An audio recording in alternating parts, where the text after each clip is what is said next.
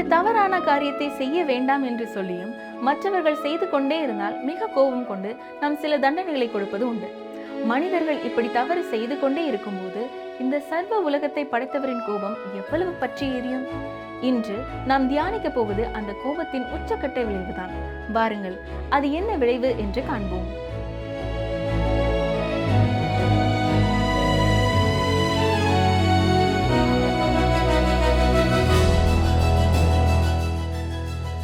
பிரியமானவர்களே, இன்று நாம் யாத்ராமம் 11ஆம் அதிகாரம் 1ஆம் வசனம் முதல் 12ஆம் அதிகாரம் 10ஆம் வசனம் வரைக்கும் கற்றுக்கொள்ளப் போகிறோம். பார்வோனுடனான ஒரு நீண்ட போராட்டத்தின் இறுதி பகுதிக்கு நாம் இப்பொழுது வந்துவிட்டோம். எகிப்தின் அடிமைத்தன நுகத்தடியிலிருந்து இஸ்ரவேலர்கள் விடுவிக்கப்படுவதற்கு முன்பாக எகிப்தின் மீது சுமத்தப்படும் இறுதி நியாய தீர்ப்பு இந்த தலைப்பிள்ளைகளின் மரணமாகும். கடவுளோடு மோதுவது எவ்வளவு வீணான காரியம் என்பதை இந்நேரம் பார்வோன் உணர்ந்திருக்க வேண்டும். இதுவரை கடவுள் மிகுந்த நீடிய சாந்தமும் பலமுறை மன்னிக்கும் மனப்பாங்கோடும் செயல்பட்டு வந்தார். ஆனால் இஸ்ரவேலர்கள் எகிப்தை விட்டு வெளியேற வேண்டிய நேரம் வந்துவிட்டது என்பதை அவர் பார்வோனுக்கு புரிய வைக்க வேண்டியது இருந்தது. கவனியங்கள், வாசிக்கிறேன். யாத்ராமம் 11ஆம் அதிகாரம் முதல் 3 வசனங்கள். அப்பொழுது கர்த்தர் மோசேயை நோக்கி, இன்னும் ஒரு வாதையை பார்வோன் மேலும் எகிப்தின் மேலும் வரப்பண்ணுவேன். அதற்கு பின் அவன் உங்களை இவ்விடத்திலிருந்து போக விடுவான். சமூலமாய் உங்களை போக விடுவதும் அல்லாமல் உங்களை இவ்விடத்திலிருந்து துரத்தியும் விடுவான். ஒவ்வொருவனும் அவனவன் அயலானிடத்திலும் ஒவ்வொருத்தையும் அவளவள் அயலாளிடத்திலும் வெள்ளியுடைமைகளையும் பொன்னுடைமைகளையும் கேட்கும்படி ஜனங்களுக்கு சொல் என்றார். அப்படியே கர்த்தர் ஜனங்களுக்கு எகிப்தியரின் கண்களில் தயவு கிடைக்கும்படி செய்தார். மோசே என்பவன் எகிப்து தேசத்தில் பார்வோனுடைய ஊழியக்காரரின் பார்வைக்கும் ஜனங்களின் பார்வைக்கும் மிகவும் பெரியவனாய் இருந்தான். இந்த பகுதியிலே கேட்டு வாங்குவது என்ற வார்த்தை நிலுவையில் உள்ள ஊதியத்தை வசூலிப்பதையே குறிக்கிறது. இஸ்ரவேலர்கள் பல ஆண்டுகளாக அடிமைகளாக பணியாற்றினார்கள். ஆனால் அவர்கள் தங்கள் உழைப்பிற்கு ஒருபொழுதும் சம்பளம் வாங்கவில்லை. இப்பொழுது அவர்கள் தங்கள் பணத்தை பெறப்போகிறார்கள். அவர்கள் தங்களுக்கு தெரியாதவர்களிடம் அல்ல, தங்களுக்கு பழக்கப்பட்ட அண்டை வீட்டாரிடம் சென்று தங்கள் நிலுவை ஊதியத்தை கேட்க வேண்டியிருக்கிறது. கர்த்தர் எகிப்தியர்களின் கண்களிலே இஸ்ரவேலர்களுக்கு தயவு கிடைக்க செய்தார். அதனால் எகிப்தியர்கள் இஸ்ரவேல் புத்திரருக்கு அவர்களுக்கு சேர வேண்டிய நியாயமான ஊதியத்தை சந்தோஷமாக கொடுத்தார்கள். இப்பொழுது கடைசியாக எகிப்தின் தலைப்பிள்ளைகளுக்கு விடுக்கப்பட்ட மரண எச்சரிக்கையை பார்க்கிறோம். கவனியங்கள், வாசிக்கிறேன். யாத்ராமம் 11ஆம் அதிகாரம் 4ஆம் வசனம் முதல் 10ஆம் வசனம் வரை. அப்பொழுது மோசே, கர்த்தர் நடு ராத்திரியிலே நான் எகிப்தின் மத்தியில் புறப்பட்டு போவேன். அப்பொழுது சிங்காசனத்தின் மேல் வீற்றிருக்கும் பார்வோனுடைய தலைப்பிள்ளை முதல் இயந்திரம் வரைக்கும் அடிமை பெண்ணுடைய தலைப்பிள்ளை வரைக்கும் எகிப்து தேசத்தில் இருக்கிற முதற்பேர் அனைத்தும் மிருக ஜீவன்களின் தலையீட்டு அனைத்தும் சாகும் என்று உரைக்கிறார் என்று சொன்னதுமன்றி, அதனால் எகிப்து தேசம் எங்கும் முன்னும் பின்னும் ஒரு காலம் உண்டாகாத பெரிய கூக்குரல் உண்டாகும். ஆனாலும் கர்த்தர் எகிப்தியருக்கும் இஸ்ரவேலருக்கும் பண்ணுகிற வித்தியாசத்தை நீங்கள் அறியும்படிக்கு இஸ்ரவேல் புத்திரர் அனைவருக்குள்ளும் மனிதர் முதல் மிருக ஜீவன்கள் வரைக்கும் ஒரு நாயாகிலும் தன் நாவை அசைப்பதில்லை. அப்பொழுது உம்முடைய ஊழியக்காரராகிய இவர்கள் எல்லாரும் என்னிடத்தில் வந்து பணிந்து, நீயும் உன்னை பின்பற்றுகிறவர்கள் யாவரும் புறப்பட்டு போங்கள் என்று சொல்வார்கள். அதன் பின் புறப்படுவேன் என்று சொல்லி உக்கிரமான கோபத்தோടെ பார்வோனை விட்டு புறப்பட்டான். கர்த்தர் மோசேயை நோக்கி, எகிப்து தேசத்தில் என் அற்புதங்கள் அநேகமாகும்படிக்கு பார்வோன் உங்களுக்கு செவி கொடுக்க மாட்டான் என்று சொல்லியிருந்தார். மோசேயும் ஆரோனும் இந்த அற்புதங்களை எல்லாம் பார்வோனுக்கு முன்பாக செய்தார்கள். கர்த்தர் பார்வோனின் இருதயத்தை கடினப்படுத்தினதினால் அவன் இஸ்ரவேல் புத்திரரை தன் தேசத்திலிருந்து போக விடவில்லை. அருமையானவர்களே, எகிப்து மனிதர்களுடைய தலைப்பிள்ளைகளும் மிருகங்களுடைய தலையீற்றுகளும் எகிப்திய தெய்வங்களுக்கு சொந்தமானவர்களாக கருதப்பட்டார்கள். இப்பொழுது அந்த எகிப்திய தெய்வங்களின் முதற் பலனை கர்த்தராகிய தேவன் உரிமை கோருகிறார். இஸ்ரவேல் புத்திரருக்கும் எகிப்தியருக்கும் இடையே ஒரு வித்தியாசம் இருப்பதை அவர் காட்டப் போகிறார். இந்த வித்தியாசம் எகிப்து மற்றும் கோசேன் ஆகிய 2 நிலங்களையும் கடந்து சென்ற சங்கார தூதனிடம் இல்லை. நன்றாக கவனிங்கள். ஒரு இனம் யூதர்களாகவும் மற்றொரு இனம் புறஜாதிகளாகவும் இருந்த உண்மையும் இந்த வித்தியாசத்திற்கு காரணம் அல்ல. அந்த வித்தியாசம் முழுவதும் வாசற்படிகளிலே பூசப்பட்டிருந்த ஆட்டுக்குட்டியின் இரத்தத்தில் மட்டுமே இருந்தது. இரத்தத்தினால் பாதுகாக்கப்பட்ட எந்த ஒரு வீடும் சங்கார தூதனால் தொடப்படாது. இதுவே யூதர்களின் பழமையான மத பண்டிகையான பஸ்கா பண்டிகையின் தொடக்கமாகும். பழைய ஏற்பாட்டிலே காண கிடைக்கும் ஆண்டவராய் இயேசு கிறிஸ்துவின் மிகச்சிறந்த மற்றும் தெளிவான சித்திரங்களில் ஒன்றாக இந்த பஸ்கா பண்டிகை இருக்கிறது. தொடர்ந்து 12ஆம் அதிகாரத்திலிருந்தும் சில வசனங்களை பார்ப்போம். எகிப்திலிருந்து இஸ்ரவேலர்கள் விடுதலையானதற்கும் அவர்கள் யெகோவாவின் தேசமாக தத்தெடுக்கப்படுவதற்கும் ஒரு நினைப்பூட்டுதலாக பஸ்கா பண்டிகை நிறுவப்பட்டது. பஸ்கா என்பது இஸ்ரவேல் தேசம் கடவுளுடன் ஒரு புதிய உறவுக்குள் பிறப்பதற்கான அடித்தளத்தை அமைத்த ஒரு பண்டிகையாகும். யாத்திராகமம் 12ஆம் அதிகாரம் யாத்திராகம புத்தகத்தின் மிக முக்கியமான ஒரு பகுதியாகும். இங்கேதான் பஸ்கா பண்டிகை நியமிக்கப்படுவதை வாசிக்கிறோம். அப்போஸ்தலனாகிய பவுல் 1 கொரிந்தியர் 5:7 நம்முடைய பஸ்காவாகிய கிறிஸ்து நமக்காக பலியிடப்பட்டிருக்கிறாரே என்று குறிப்பிடும் அந்த சித்திரத்தை இந்த அதிகாரத்திலே நாம் பார்க்கிறோம். இந்த அதிகாரத்திலே கிறிஸ்து நிச்சயமாக நிறைந்திருக்கிறார் என்று சொல்லலாம். வாசிக்கிறேன். யாத்திராகமம் 12ஆம் அதிகாரம் முதல் 2 வசனங்களை பாருங்கள். கர்த்தர் எகிப்து தேசத்தில் மோசேயையும் ஆரோனையும் நோக்கி, இந்த மாதம் உங்களுக்கு பிரதான மாதம், இது உங்களுக்கு வருஷத்தின் முதலாம் மாதமாயிருப்பதாக. இந்த அதிகாரம் யாத்திராகம புத்தகத்திலே ஒரு புதிய பகுதிக்கு நம்மை அழைத்து செல்கிறது. முதல் பகுதி, அதாவது அதிகாரங்கள் 1 முதல் 11 வரை மீட்பராகிய மோசேயை பற்றியது. 12 முதல் 14 வரையிலான அதிகாரங்கள் இஸ்ரவேலின் விடுதலையை பற்றியவை. முதலிலே ஒரு மீட்பரை தந்தார், இப்பொழுது விடுதலையை தருகிறார். இந்த விடுதலை உண்மையில் மோசையினால் உண்டானதல்ல. இந்த விடுதலை முதலாவது இரத்தத்தினால் உண்டானது. அதுவே பஸ்கா பண்டிகை மற்றும் தலைப்பிள்ளைகளின் மரணம். பின்னர் 13 முதல் 14ஆம் அதிகாரங்களிலே செங்கடலை கடப்பதும் எகிப்திய இராணுவம் அழிக்கப்படுவதும் தேவனுடைய வல்லமையினாலே நடக்கும் காரியங்கள். தேவன் அவர்களை இரத்தத்தினாலும் வல்லமையினாலும் விடுதலை செய்தார். இன்று நமது மீட்பும் இரத்தத்தினாலும் வல்லமையினாலும் உண்டாகிறது. ஆண்டவராய் இயேசு கிறிஸ்து சிலுவையில் சிந்திய இரத்தம் நமது பாவங்களுக்கான தண்டனை செலுத்தியது. பரிசுத்த ஆவியானவரின் வல்லமை அதை நமது பாவம் நிறைந்த இருதயங்களில் உண்மையானதாகவும் பலனுள்ளதாகவும் மாற்றுகிறது. சகரியா 4ஆம் அதிகாரம் 6ஆம் வசனம் என்ன சொல்கிறது? பலத்தினாலும் அல்ல, பராக்கிரமத்தினாலும் அல்ல, என்னுடைய ஆவியினாலே ஆகும் என்று சேனைகளின் கர்த்தர் சொல்லுகிறார். மீட்பு என்பது நமக்காக சிலுவையில் ஆண்டவர் இயேசு செய்த கிரியை மற்றும் நமக்குள் பரிசுத்த ஆவியானவர் செய்யும் கிரியை ஆகும். இந்த அதிகாரத்தின் முதல் 2 வசனங்கள் ஒரு தேசத்தின் பிறப்பை பற்றி பேசுகின்றன. இஸ்ரவேல் எகிப்திற்குள் நுழைந்த பொழுது அது ஒரு குடும்பமாக இருந்தது. ஆனால் அவர்கள் எகிப்திலிருந்து வெளியேறிய பொழுது ஒரு தேசமாக வெளியேறினார்கள். இங்கே சுவாரஸ்யமான விஷயம் என்னவென்றால், தேவன் இங்கே குடும்பத்திற்கு அதிக முக்கியத்துவம் கொடுக்கிறார். ஏனென்றால் ஒரு தேசம் எதை கொண்டு கட்டப்படுகிறதோ அந்த கட்டுமான கற்களாக குடும்பங்களே இருக்கின்றன. பார்வோன் இஸ்ரவேலர்களை வைக்கோல் இல்லாமல் செங்கல் செய்யும்படி எப்படி கட்டாயப்படுத்தினான் என்பது உங்களுக்கு ஞாபகத்தில் இருக்கிறதா? இஸ்ரவேல் அடிமைத்தனத்தில் இருந்த அந்த முழு நேரமும் தனி நபர்கள் என்னும் வைக்கோல்களை கொண்டு ஒரு தேசத்தை கட்டுவதற்காக குடும்பம் என்னும் செங்கல்களை தேவன் உருவாக்கி கொண்டிருந்தார். எந்த ஒரு தேசமும் அந்த தேசத்தின் குடும்பங்களை விட வலிமையானது அல்ல என்பது ஒரு பழங்காலத்து பழமொழி. சரி, இப்பொழுது இஸ்ரவேலர்களுக்கான அந்த நிர்ணயிக்கப்பட்ட நேரம் வந்துவிட்டது. இஸ்ரவேல் புத்திரர் எகிப்திலிருந்து வெளியேறுவதற்கான கவுண்ட் டவுன் இந்த அதிகாரத்தில் தொடங்குகிறது. பாருங்கள், யாத்திராகமம் 12ஆம் அதிகாரம் 3ஆம் வசனம்.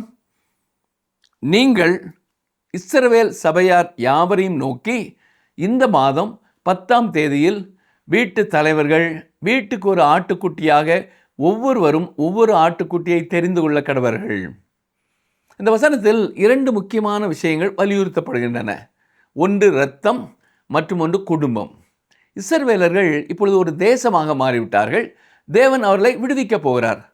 ஆனால் அவர் அதை குடும்பங்களாகவும் குடும்பத்தில் உள்ள தனி நபர்களாகவுமே செய்ய போகிறார். ஒவ்வொரு வீட்டிலும் ஒரு ஆட்டுக்குட்டி இருக்க வேண்டும். அந்த ஆட்டுக்குட்டி வாசற்படியில் பூசப்பட வேண்டிய இரத்தத்தை குறிக்கிறது. யாத்திராகமம் 12ஆம் அதிகாரம் 4ஆம் வசனம் பாருங்கள். ஒரு வீட்டில் இருக்கிறவர்கள் ஒரு ஆட்டுக்குட்டியை புசிக்கிறதற்கு போதுமான பெயர்களாய் இராமற் போனால் அவனும் அவன் சமீபத்தில் இருக்கிற அவனுடைய அயல் வீட்டுக்காரனும் தங்களிடத்தில் உள்ள ஆத்துமாக்களின் லக்கத்திற்கு தக்கதாக ஒரு ஆட்டுக்குட்டியை தெரிந்து கொள்ள வேண்டும். அவனவன் புசிப்புக்கு தக்கதாக லக்கம் பார்த்து ஆட்டுக்குட்டியை தெரிந்து கொள்ள வேண்டும். குடும்பத்திற்கு ஆட்டுக்குட்டி பற்றாக்குறையாக இருக்கும் என்று இந்த வசனத்தில் எங்கும் கூறப்படவில்லை. அப்படி ஒருபொழுதும் நடக்காது. ஆட்டுக்குட்டி எப்பொழுதும் போதுமானதாகவே இருக்கும். இருந்தாலும் ஆட்டுக்குட்டிக்கு குடும்பம் மிக சிறியதாக இருக்க வாய்ப்பு இருக்கிறது. தேவன் குடும்பத்தின் ஒவ்வொரு தனிப்பட்ட உறுப்பினரின் மீதும் அக்கறை கொண்டிருக்கிறார். ஒவ்வொரு குடும்பத்திற்கும் ஒரு ஆட்டுக்குட்டி இருக்க வேண்டும். ஆனால் ஒரு ஆணுக்கும் அவனது மனைவிக்கும் பிள்ளைகள் இல்லை என்றால், அதாவது புதிதாக திருமணம் ஆகியிருந்து பிள்ளைகள் இன்னும் பிறக்காமல் இருந்தால் என்று சொல்லலாம். ஏனென்றால் மலடு அங்கே இருப்பதில்லை என்று இவர்களை குறித்து வசனம் சொல்லுகிறது. அல்லது அவர்களது பிள்ளைகளுக்கு திருமணமாகி அவர்கள் தனியாக வாழ்ந்தால் என்ன செய்வது? அப்படிப்பட்ட தம்பதியினர் அதே நிலையில் இருக்கும் ஒரு அண்டை வீட்டாருடன் இணைந்து ஆட்டுக்குட்டியை பகிர்ந்து கொள்ள வேண்டும். ஒவ்வொரு குடும்பத்திலும் உள்ள ஒவ்வொரு தனிநபரும் ஆட்டுக்குட்டியின் ஒரு பகுதியை பெற்றுக்கொள்ள வேண்டும். பஸ்கா பண்டிகை கொண்டாட்டம் என்பது ஒரு தனிப்பட்ட அந்தரங்கமான விஷயமாக இருக்க வேண்டும். ஆம், இது தேசத்திற்கான மீட்பு தான். ஆனாலும் இது குடும்பத்தை மையமாக கொண்டது. குடும்பத்தில் உள்ள ஒவ்வொரு தனிப்பட்ட உறுப்பினரும் அதை ஏற்றுக்கொண்டு அங்கீகரிக்க வேண்டும். பஸ்கா என்பது ஒரு குடும்ப விவகாரம். தனி நபர்களை தேவன் எப்படி ரட்சிக்கப் போகிறார் என்ற தனது செயல்பாட்டு முறையை இங்கே அவர் முன்வைக்கிறார். ஒரு தேசத்தின் உறுப்பினராக இருப்பதாலோ அல்லது ஒரு குடும்பத்தைச் சேர்ந்தவர் என்பதாலோ எவரும் ரட்சிக்கப்படுவதில்லை. உதாரணமாக அப்போஸ்தலர் 16ஆம் அதிகாரத்திலே கூறப்பட்டுள்ள பிலிப்பி சிறைச்சாலை அதிகாரி மற்றும் அவனது குடும்பத்தினரின் ரட்சிப்பை குறித்து பார்ப்போம் என்றால், சிறைச்சாலை அதிகாரியின் விசுவாசத்தால் அவனது குடும்பம் ரட்சிக்கப்படவில்லை. மாறாக அவனது குடும்பத்தின் ஒவ்வொரு உறுப்பினருக்கும் அந்த ஆட்டுக்குட்டியின், அதாவது இயேசுவுடன் தனிப்பட்ட தொடர்பு கொண்டு அந்த ஆட்டுக்குட்டியில் பங்கு பெற்றால் தான் ரட்சிக்கப்பட்டார்கள். அதுவே இங்கேயும் உண்மையாக இருக்கிறது. ஒவ்வொரு உறுப்பினரும் தங்களின் விசுவாசத்தை இந்த வழியில் வெளிப்படுத்த வேண்டியது இருந்தது.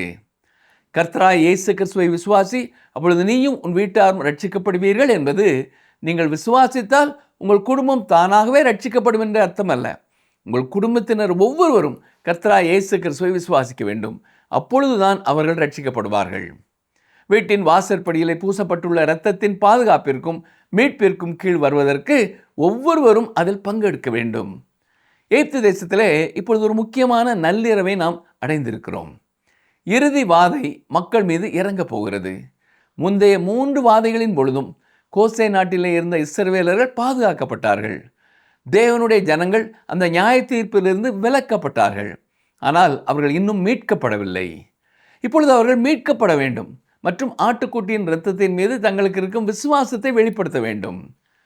கவனிங்கள், வாசிக்கிறேன். யாத்திராகமம் 12ஆம் அதிகாரம் 5ஆம் 6ஆம் வசனங்கள். அந்த ஆட்டுக்குட்டி பழுதற்றதும் ஆணும் 1 வயதுள்ளதுமாய் இருக்க வேண்டும். செம்மறி ஆடுகளிலாவது வெள்ளாடுகளிலாவது அதை தெரிந்து கொள்ளலாம். அதை இந்த மாதம் 14ஆம் தேதி வரைக்கும் வைத்திருந்து இஸ்ரவேல் சபையின் ஒவ்வொரு கூட்டத்தாரும் சாயங்காலத்தில் அதை அடித்து. வேதத்தின் இந்த பகுதி மிகவும் சுவாரஸ்யமானது. ஒவ்வொரு குடும்பத்திற்கும் ஒரு ஆட்டுக்குட்டி இருந்தது என்பதை கவனியுங்கள். அன்று மாலை ஆயிரக்கணக்கான ஆட்டுக்குட்டிகள் கொல்லப்பட்டிருக்க வேண்டும். ஆனால் 6வது வசனம், இஸ்ரவேல் சபையினர் அதை சாயங்கால நேரத்தில் அடிக்க கடவர்கள் என்று கூறுகிறது. இந்த அநேக ஆட்டுக்குட்டிகளும் ஒரே ஒரு ஆட்டுக்குட்டியை பற்றி பேசிக்கொண்டிருக்கின்றன.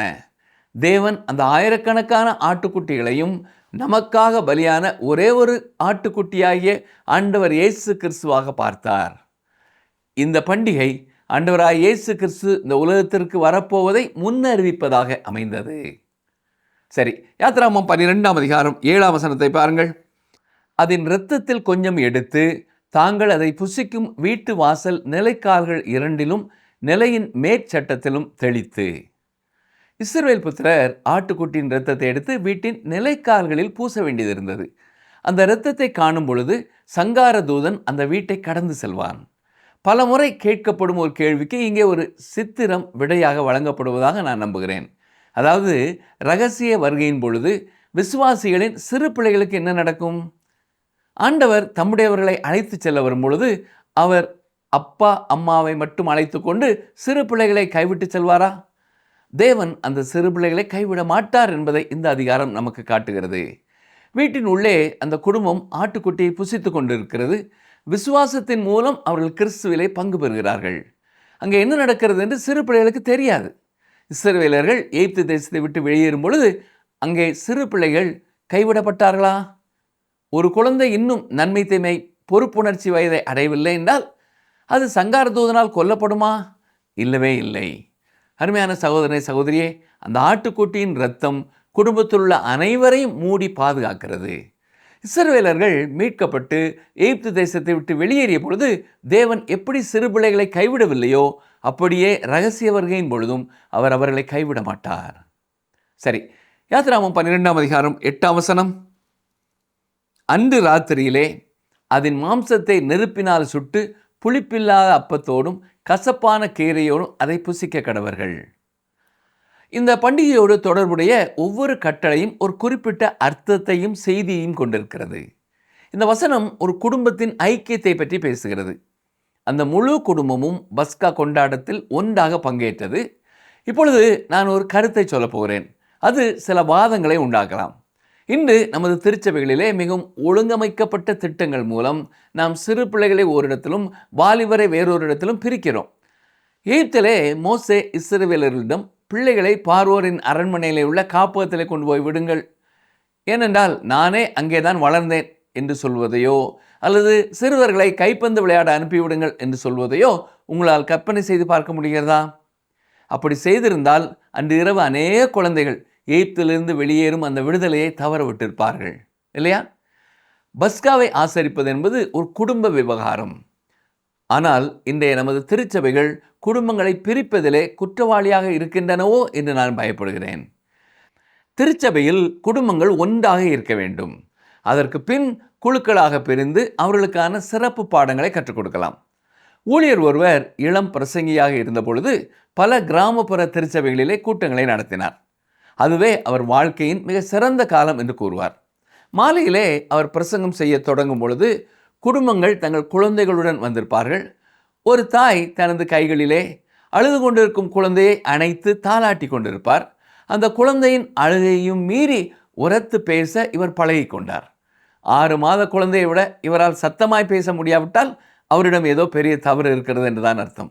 எனவே அவர் அவர்களுக்கு மேலாக பிரசங்கம் செய்ய கற்றுக்கொண்டார். பிறகு அந்த பாப்பா தூங்கிவிடும்.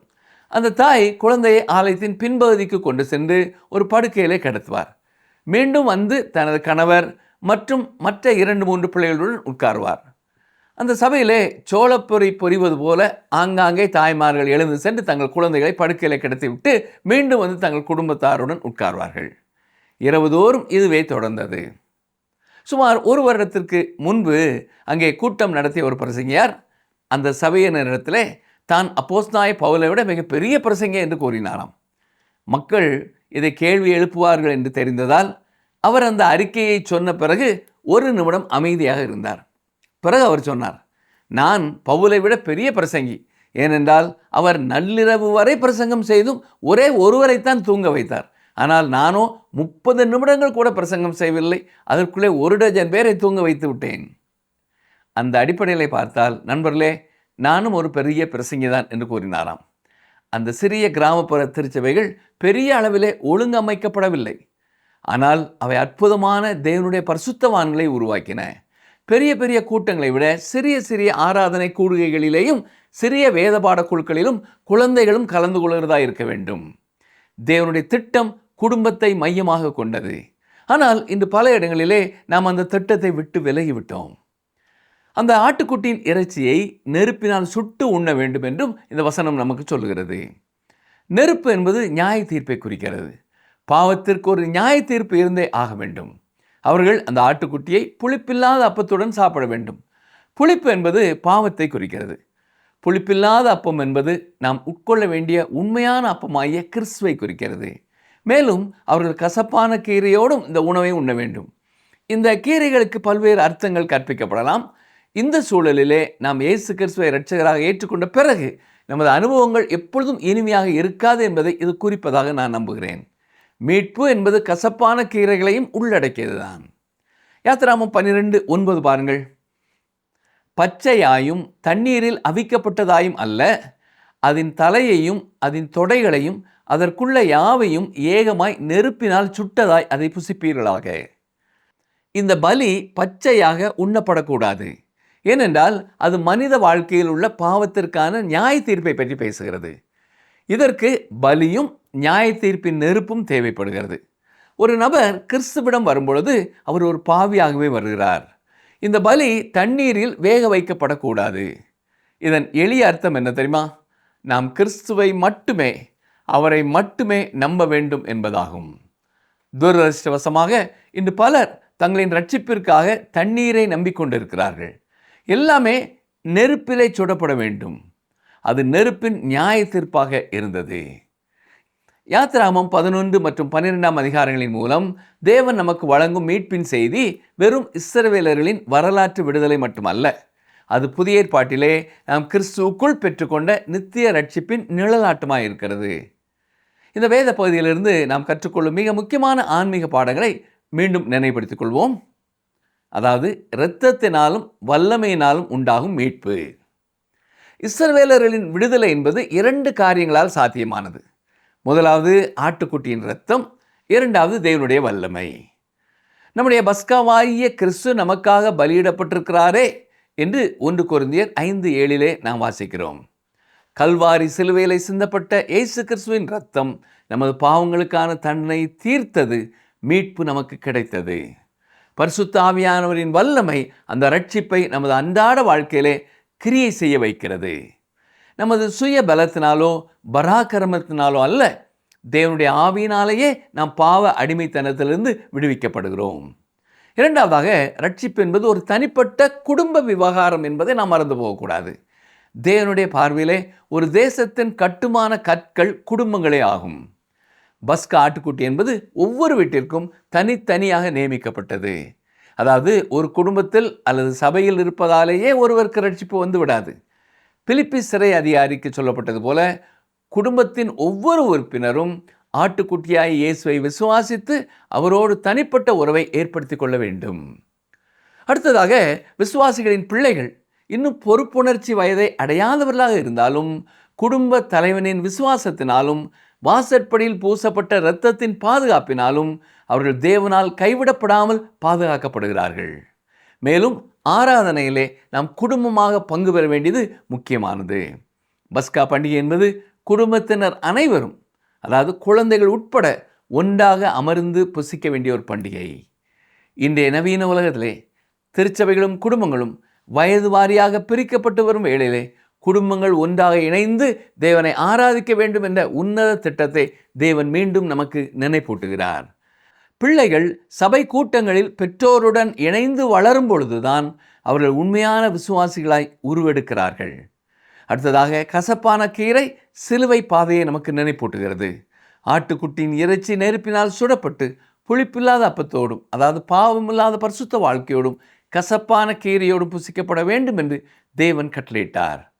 நாம் கிறிஸ்துவை ஏற்றுக்கொண்ட பின்பு நமது கிறிஸ்துவ வாழ்க்கை எப்பொழுதும் இனிமையாக மட்டும் இருக்காது.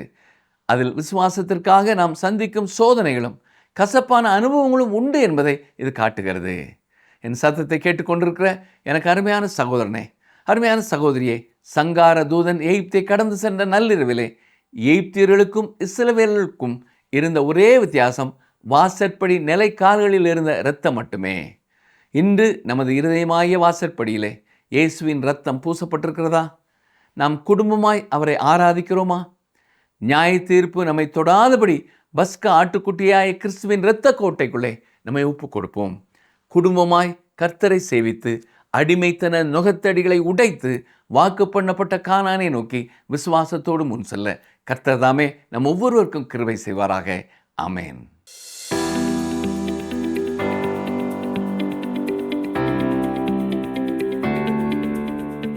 எகிப்தில் எந்திரம் அரைப்பது யார்? எகிப்தில் எந்திரம் அரைப்பது யார்?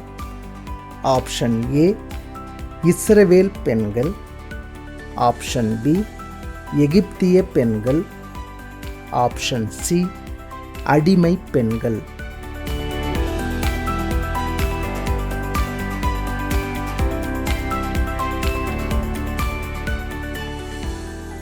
எல்லாவற்றையும் நேர்த்தியாக செய்கிற தேவன் எகிப்தியர் மற்றும் அடிமையாக இருந்த இஸ்ரவேலர் மனதை படிப்படியாக தயார்படுத்தியதை இதுவரை தியானித்து வந்தோம். எகிப்தியர் எதை கொடுத்தாவது இவர்கள் நாட்டை விட்டு போனால் போதும் என்ற மனநிலை. இஸ்ரவேலர் இனி நாம் அடிமை இல்லை என்று மனதில் ஒரு தைரியத்தோடு எகிப்தியரிடம் தங்களுக்கு சேர வேண்டியதை கேட்டு பெற்றுக்கொண்டார்கள். அது மட்டுமா, இரத்தத்தினால் பாதுகாப்பு, மீட்பு, விடுதலை உண்டு என்று தெரிந்து கொண்டார்கள். எந்தெந்த காரியங்களுக்கு நாம் அடிமையாக இருக்கிறோம் என்பதை நாம் முதலில் உணர்ந்து அதற்காக தேவனிடம் நாம் மன்றாடும் போது நமது ஆண்டவராகிய இயேசு கிறிஸ்துவின் இரத்தம் நம்மை விடுதலையாக்கும். இந்த நிகழ்ச்சி உங்களுக்கு பிடிச்சிருக்கா? அப்ப இப்பவே மிஸ்டர் கால் கொடுங்க. பரிசு வெல்றது நீங்களாவும் இருக்கலாம்.